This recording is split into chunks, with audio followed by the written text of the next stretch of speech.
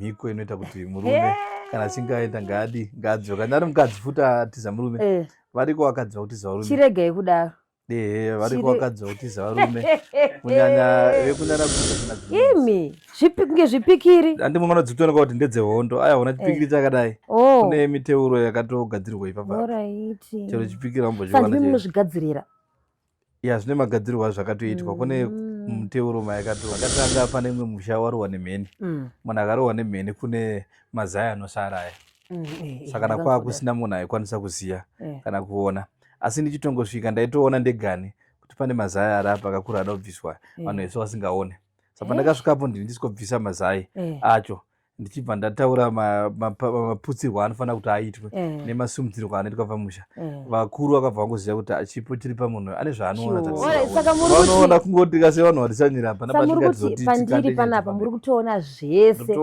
chiedza nechisiri chiedza kwavakabva aiwa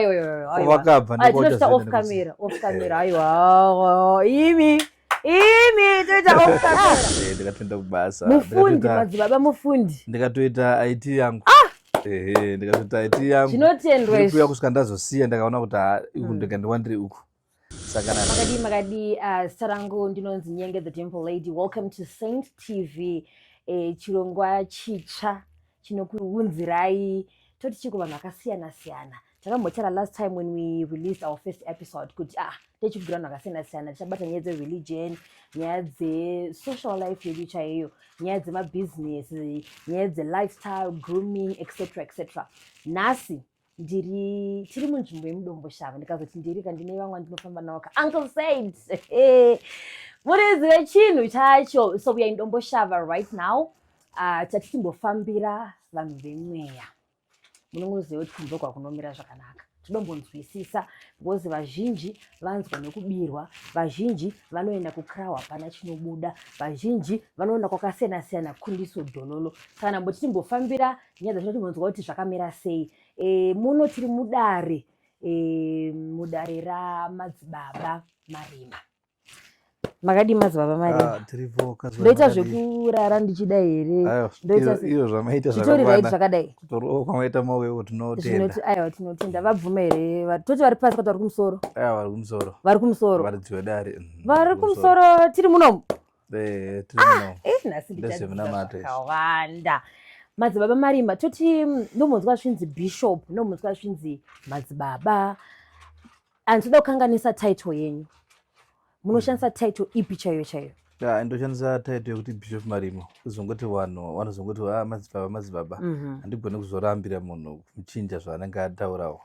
Asi ini ndiri Bishop Marima. Bishop Marima. Difference ya bishop na madzibaba ndeipi? Pane difference here? Pane musiyano? Madzibaba emenguva vazhinji varingori mendi pakungobatsira vasingatungamiriri chechi. Saka ndinobatsira nekutungamirira chechi. Tine ungano dzatinadzo nekutoparidza nekuvaparidzirawo. Asi chipo chakanyanyira pakubatsira vanhu. Imimi kereke yenyu inonzi chii? Kereke yangu inonzi Vatumwa vaMwari. Vatumwa vaMwari. All right. This is interesting. Nasi I'm looking forward to learn so much. Tapinda mudare muno but inini vanhu ini nangu nomboenda kusowe. Pana singaenda kusowe here? Ndomboenda kusowe. But asana kambosangana nemunhu waBishop kana madzibaba anenge ane hari dzakasiyana siyana. Ndikuona tinenge bakatwa tsvimbo. Zvakanatsomira sei apa Bishop? Inyaya yekuti miteuro inoitwa yakasiyana siyana. Saka muchinzwa kuti nyaya yembiri ndo panobva mbiri dzese pamunogona patsvimbo nezvamaona zvinhu zvakushamisai. Matambudziko evanhu akasiyana siyana. Ende ndinoatendawo zvakasiyana siyana. Ndine zvikwanisiro zvandinoita zvakasiyana siyanawo zvinogona kusiyanawo nevamwe. Semuenzaniso toti murume wako akatorwa akaenda. Tine tsvimbo yakangomirira izvo chete yekudzosa murume. But kana ngaenda handi munhu anongaenda hake anenge asingadi. Munhu anorwadziswa, munhu anenge pane zvivimbiro zvinopanda vanhu pavanogara mese paya. Unenge wazvisubmita for life yako. Wasubmita kuti uyu ndiye munhu andichagara naye. Obva akurasisa. Saka munhu anenge ari mukati merima mekutenderera achitsvaga anogona kumubatsira kuti munhu akadzoka achishaya. Saka ndo patinoti munhu kana achinge auya ndo pandinoshandisa miteuro yangu. yemhiko inoita kuti murume kana achinge aenda ngaadzoka. Kana ari mukadzi futi atiza murume, variko vakadzi vakutiza varume. Chiregei kudaro. Variko vakadzi vakutiza varume. Kunyanya vekunyanya kunze, kunyanya kunze vari kuzonzwa matestimony akasiyana-siyana. Wesi kunyanya America, kunyanya Canada. Pamwe pachona maybe munhu varume havana simba kana vaako. Bishop, maybe munhu achona anenge ari toxic handichakwanise because muchitanga kudana pepe vanoona kuti maybe tikuwirirana but pane zvimwe zvinhu zvekuti hazvichaalign so hazvichasangane saka handichakwanisa kuti tirambe tiri tese ndakuda ngotiwo life yangu yobva wanoendera kwaBishop Marima manje. Zvino zvifambiswa sei? Because kana Mwari handinanzi Mwari chanenge atara nekudenga zvimwe chete.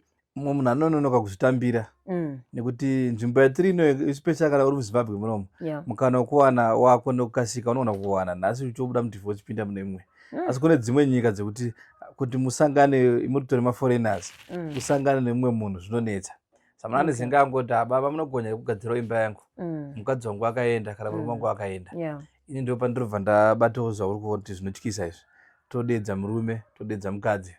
Otonzwa munhu akutopfupura kuti ipo payaka makandigonyera baba, murume akadzoka. Baba akadzoka. Zita rake iye asipo. Zita rake. Hazvina mushonga. Zita rake kana foto aiwa hazvina mushonga. Nokuti kumushonga kwacho kana kutoenda kunganga vachishaya. Zvakafanana nechimbo dzatinadzo. Imi, kunge zvipikiri. Handimwe manodzitooneka kuti ndedzehondo. Aya una chipikiri chakadai. Kune miteuro yakatogadzirwa ipapo. Alright. Chero chipikiri ambozviwana. Saka munozvigadzirira. Zvine magadzirwa zvakatoitwa. Kune muteuro mayakatogadzirwawo. Itori memomo.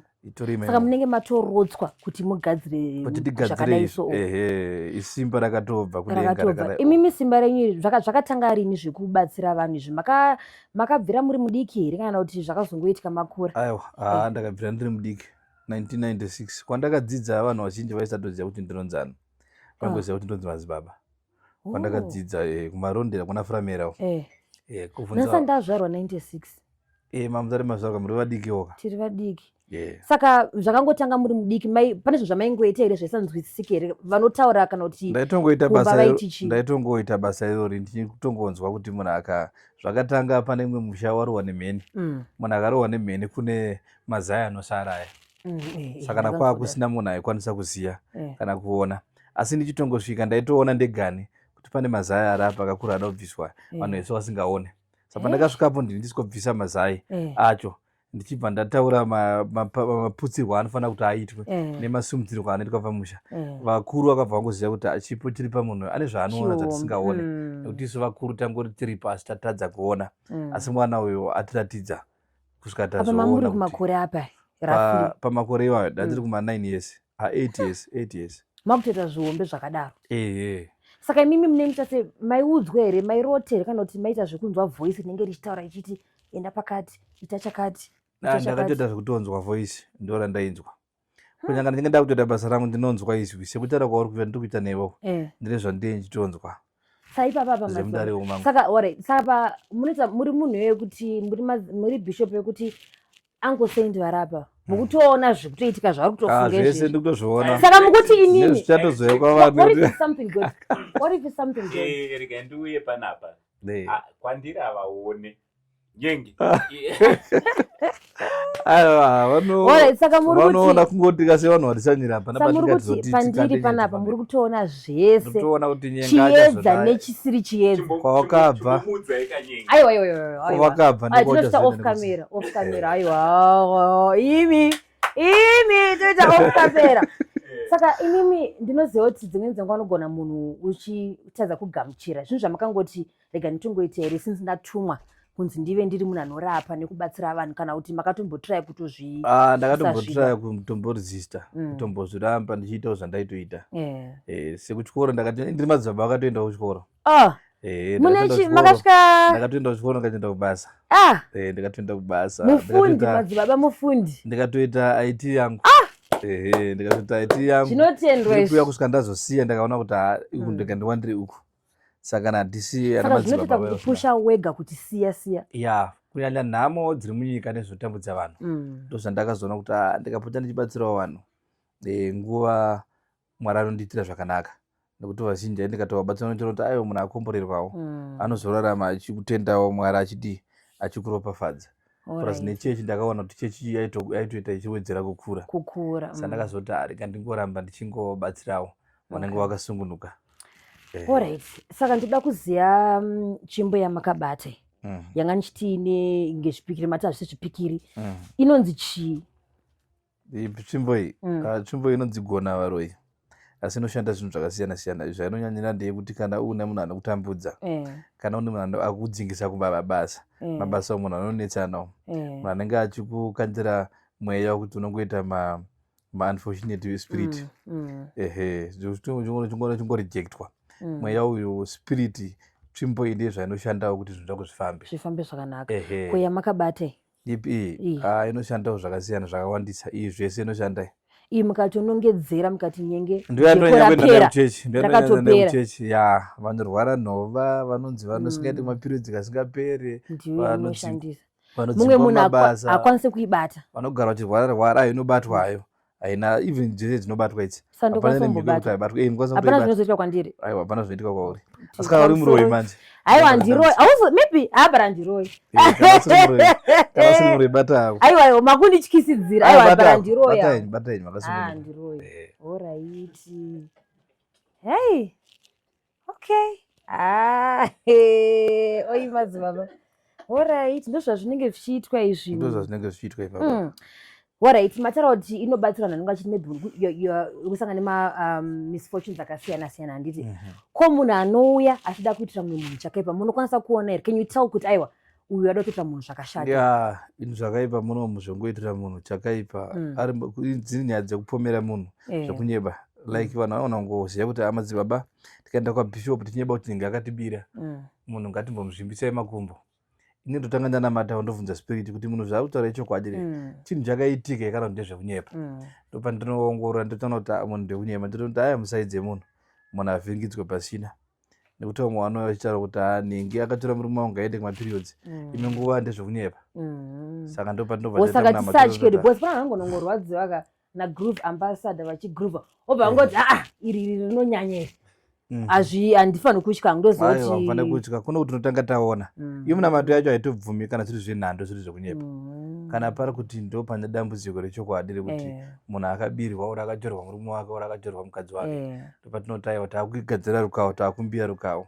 Ngakuwanda zvinoitika mukadzi uyo adzokere kumba kwake, ngakuwanda zvinoitika murume uyo adzokere kumba kwake. Izvo ndo zvinofanira kubva zvatoitika. Munoita futi go back to sender. Back to sender iripo futi apa, iripo ipapo. But gobe handiti Mwari ndiye anenge achiti munhu akatadzirwa, Mwari ndiye anorivenja. Saka zvinofambiswa sei kana imimi makurivenja, munhu akuda kurivenja, akuda kuita revenge iye pache zvake? Nyaya dzematambudziko anoitika mumamisha umo, kana usati wadzinzwisisa, unenge usati warwisirwa vana vako, usati warwisirwa murume wako, kana iwe usati wamborwariswa usina mhosva. Ngora unorwariswa iwe usina chawatadza, ndipo uchaona kuti back to sender yakakosha. Asi notendero kusangana nezvinorwadza. Mubhaibheri itorimo. Sera maona chero kuna Mwari, mubhaibheri mutori nengirozi yanzi Michael. Michael mubhaibheri hatina history yekuti yanga iri ngirozi yanga iri yetsitsi. Michael yatisendwa kana kwauda kunoitwa hondo, ndopaenda ngirozi Michael. Kwaiye da kuitwa zvetsitsi kwaenda naGabriel. Ndovaenda vanoitawo zvetsitsi nechi. Asi pakanzi pane hondo dzauda kurwiwa, kwauda kunoparadzwa naSodhomu neGomora paya, kwaenda ana Michael ndovaidestroy. Saka nyaya dzeback to sender idzi haidi kungoitwa pese pese, inoitwa kumunhu anenge aroyiwa, warwiswa, warerwa baba vako, baba vako asina chakatadza. Haingoitwi futi isina kutarisa, takatatarisa kuona kuti zvechokwadi munhu uyu akaurayiwa here uyu. Zvino munhu akamuurayiwa pane mhosva here, kwakuchiona kuti aiwa mufi ndiye ngaamuka arwise. Saka back to sender apa pamene muchitopfuudza here kana pamene muchita sei? Back to sender dzakasiyana, imwe inopengesa, imwe inongodzosera situation yako yandinayo kune munhu zvakafanana kuti ndiri kushaya basa, ndikada kuita back to sender kwauri, kana iwe uri kubasa kwauriwo, basa rako rinongopera uri ikoko, ndozvinoshanda back to sender. Back to sender haisitenzi pakungouraya, aiwa zvekuuraya kashoma. Asi makambouraya? Aiwa nante zvekuuraya, tiite zvekuuraya. Kuda kugonzisisa. Alright, ko bakatwa? Bakatwa rinoza rinoshandawo. Okay. Bakatwa rinoza rinoshandawo pakuprevendawo. Unofana kuve urarama uri munhu anochengetedzeka wekuti kana ukada kuroyiwa nevaroyi, haufani kuroyiwa nevaroyi, varoyi vanoshaya simba. Ndo zvinoshandawo muteuro wakafanana nebakatwa wekuti waisa ruchengetedzo, shield. Saka muchiona bakatwa kugadzirwa rakatoitwa, rakagadzirwa rine hwaro, sembo rakagadzirwa rine sembo yemashield aitwa kare kare aya. kuti raigadzirwa padumbu munowanda kuseri kwaro ndomagadzirwa akaita bakatwa apa hatisiri kungobaya chete kana ukataurirawo kuti ini zvakati nandizvide unochengetedzwa pamuna mato asi nyekuti ungaita bakati warumba kwako rakutoshanda aiwa zviri muno munde zvemuna mato vanhu adzi ndikuona pane hari dzakasiyana siyana saka hari yega yega inotori hari yega yega ine zita rainopinda iri zita rewanano gati iri nderewanano kune munhu anogona kuuya achiti inini ndoda mukomana anonzi Ningasaza asati andipfimba yowe crash yangu Nyenge ndiri kumuda ndiri kubuda Nyenge asi Nyenge anongondibhidharira mobva matodzifambira tobva tatotora zita rani remukomana torisa mugate muya takasunganidza nemusikana neremukomana wayo ndopaunozongoona Nyenge haazongopfuuri papa anotomboti mukoma semunisei murisei vanhu vakutowiriranawo bishop aiwa angoseni hande kuna vanenge vachida tisingavadeka ndikuona vakuzotevera bishop saka ko iri ke irero ndorekuti tomboti iwe une murume wako anenge akatoenda futi oda kuti adzoke ari kwaari ikoko unoona kugadzira protection yako kuti murume kwaenda ngaasana kupfimba mamwe madzimai kugadzira munhu kuchengetedza hazvava zviri kuvhiringidza patiri kugadzira murume kuti paachaenda ngaazive kuti ini ndemurume wangu paachaenda ndiri mukadzi wangu nekuti mazuva ano pawane mukana wekuti mukadzi anoshanda mukadzi kwari kunoshanda wese anobva anoita zvaanonoita anofanira kuti afunge murume wake kana mudzimai wake kwaenda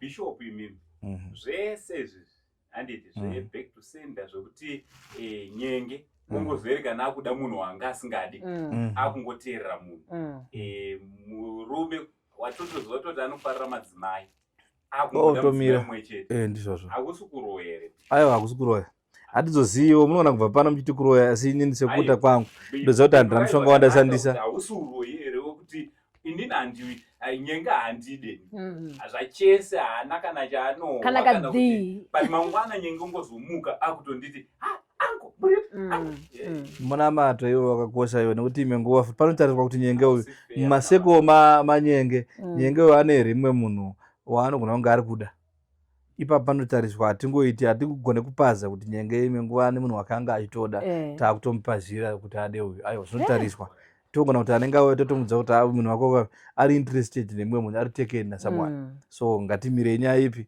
nyaya iyo titsvage mumwe inini pakaita vachauya zvandambotaura paya nditi munhu paanouya tinofanira kutanga tatarisa pane nyaya yekutarisa kuti zviri kufamba sei ini nangu disclaimer bishop pakaita auya achiti Nyenge itai kuti musiye pakaita anenge auya iwambodudza imwe nguva pamwe ndiye anenge ari wako anenge atopingirawo pano saka totanga tatarisa futi kuti Nyenge wane wakewo here kana Nyenge ane wake takutosiya tototi aiwa tsvagai mumwe kutango unozongodedzerwa umwe akafanana naiye anoratidza kuti ari single ane mapersonalities akafanira wanga wachichiva unowana vanhu vakawandisa chiori kunze iko wotozongonzwa munhu akuti handasangana nemurungu wangu akaita saNyenge tine vanhu futi vanoita especially vekunze anotaura kuti ndinoita nemabhoyi ndada namato evarungu ndine ari futi gate iro ndere varungu futi ndonzwa munhu akutaura kuti madzibaba makandigadzira ndaa nemurungu muteuro futi watiri kuita ipo panapa wasamotobatsira even vanhu vari kure vari kunze pafoni vanongobvuka vanombondibata vanozviziva kuti paunobvuka foni yangu inenge ine data ndota one data ndototaura newe ndakagara pasofa ipo panapa uchitiona nditokuitira pafoni rine minamato yandakatoitira ipo paya nekuti kuna vanhu vaigona kutotumira nyanga dzavo kuti madzibaba ngaende vanyorohwa nenyanga vakagara masofa mudare saka tozoiswa munamato mune minamato yakatowanda takatoiswa ipo panapa yekuchengetedzwa kwangu hangu kwete kuti yekurwisana nevanhu bcause ndinosimbonzwa kuti munhu kaita mago back to sender zvinogona kuuya futi kune munhu iyeye akubatsire zvichimuataka futi mazuva mamboatakwa before aiwa handisandamboatakwa aiwa mutori strong vanhu anenge vaida kutorwisawo zvavo aiwa haatiri strong ndimwari takakura ndimwari ane zvanoitawo nebasa tinozozviona nebudikidza nezvapupu matestimony evanhu pupura kwavanenge vachiita saka pamunozoona kuti aiwa munamato inenge ichifamba zvakanaka ndikuona pane hari iri apo ine muhacha mashizha emuhacha nditi anoshanda chii mashizha emuhacha iwaya ane zvaanoshanda vanhu vazhinji vane munyama manza kana ichinge yakasviba yemunhu ndopaunoona kubasa kana mauri kufamba kana murungu chaivo muwane kana mukomana akarongeka 1 ukationa mukomana wetozoti uyu ndiye maravhuza aya ndiye asingakupe mari ndo asingakutengerei kana something kana kusadhara chairo havaise asi kana wachena manje iwe wagezwa nemutero wamutaura kuti tikona mashizha chero tabata shizha iwe tidedza zita rako uri kunze kuti munhu anonzi Ningi uyu ngaachinyorwe tichita nevhidhiyo ko tokuita muteuro muchaona kuti zvinhu zvemunhu iyeye anoraramawo zvakanaka nekuti munhu kana ane mhanza yakasviba zvinhu zvake hazvifambe saka munhu anofanira kuti agezwe saka ndo miteuro yatinogezesa vanhu tikakupa pana tina pekuti togezera mutu tinongokupa unoshandisira mberi kana kuita rumwe rukwauri ikoko paonline unozongoona zvinhu zvako zvaakufamba zvakanaka uziva kuti munhu agezwa munhu anogezwa nendare rinori zvinhu zvake zvinotofamba zvakanaka hazvina kuti pana kundiso kozi pana ana mabhishopu kana madzibaka vanoti vanoona vanotokudza zvese kuti nyengeterai kubvira zuva rakati kusvika rakati chine pai kundiso can't get kundiso manje kuno yakawandisa iri tititi kundiso inototorwa neka ndiri mabhomba muona mabhomba tu hamuzivi kuti chii chakasungirirwa chii mabhomba emuteuro iwaya kuna vanhu vanoda mamiracle ipapo arikutaura kuti nhasi ndira kutobva zvangu zvaita ndo patinobata pane zita rako kana kubata nezita rako kuti timwe anotaura kuti kubasa kwangu ndakanyoroka kubatai madzibaba asi ndoda kutoenda muhearing nhasi chaiye ndo basa remuteuro iri apa ndagadzira miteuro yakawandisa iripo yekuti tikaisa zita rako ipapapa mupaona mabhomba zvinhu zvako zvinotofamba zvakanaka munoshanda dare rino rinoita zvebute muno mandite zvebute asi ana manjuzi vanomboiwa vachitaura tina mwana rekuti munhu wese angobuta kutoti manjuzi ndo dzimwe nyaya dzako mazuvano pana manjuzi vanouya muno vachida rubatsiro ana manjuzi vanotouya utoona kuti uyu munhu kawo akamutsirirwa zvipoko zvekumusha kwake asi haana manjuzi ndototaka kutomubatsira njuzi manje dziri pakawanda mazuvano njuzi dzako zhinji vanhu vakunokumbirirwa njuzi dzisinei nekuti njuzi yanga iri paari wakumbirirwa njuzi dzemakomo njuzi dzemarinda dziriko njuzi dzemarikova munhu wegarisa indefunga kuti njuzi rinongobva chete mumvura kune mari ekumakuva neekumakomo kune makomo chaimo chaimo inofamba nyamupupuri kwatora chamupupuri chese zvamupupuri zvinji zvinofamba chiri mudzimbamo mugeto ndona chamupupuri pepe injuzi manjuzi futi waya achirege kuda zvimwe zvimupupuri mukada zvitarisa chinofamba kubva mudzimba chinozororera pamakuva amakambozviona injuzi futi idzodzo saka munhu anofanira kuti atatsirwe njuzi yake yanenge achiti ndakafamba ndikanzi ndire njuzi nda kutariswa kuti injuzi ipi injuzi yakachena vanenge vane njuzi dzemakuva ndatozoti panjuzi papapa njuzi in general chinhu chakanake kunzi njuzi aiwa njuzi chinhu kana kwakumunamato chinhu chakaipa